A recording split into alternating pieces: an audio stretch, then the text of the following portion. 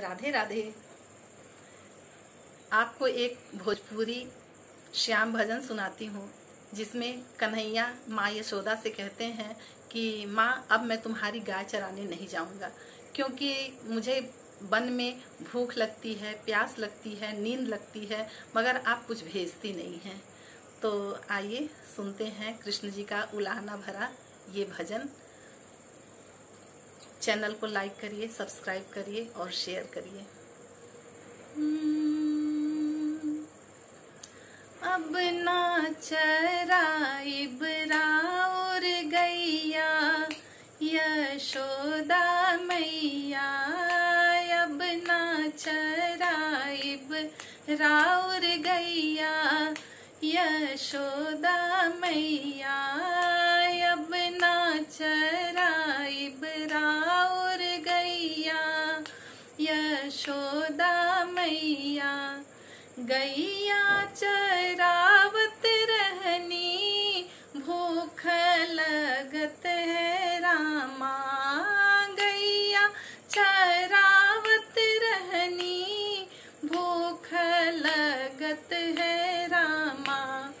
काहे ना भेजवलू माखन मिश्री यशोदा मैया, काहे ना भेजवलू माखन मिश्री यशोदा मैया। अब ना चराइब राउर गैया यशोदा मैया, अब ना चराउब राउर गैया यशोदा मैया। गैया चरावत रहनी प्यास लगत है, गैया चरावत रहनी प्यास लगत है। काहे ना भेजवलू निर्मल पनिया यशोदा मैया, काहे ना भेजवलू निर्मल पनिया यशोदा मैया। अब ना चराइब राउर गैया यशोदा मैया।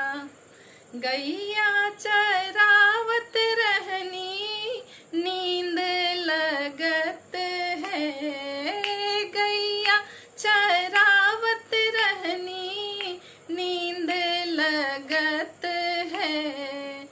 काहे ना भेजवलू तो सक तकिया यशोदा मैया, काहे ना भेजवलू तो सक तकिया यशोदा मैया।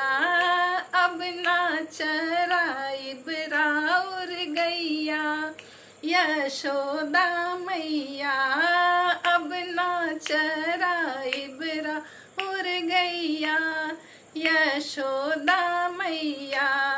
हाँ हो यशोदा मैया मेरी यशोदा मैया, हाँ हो यशोदा मैया मेरी यशोदा मैया।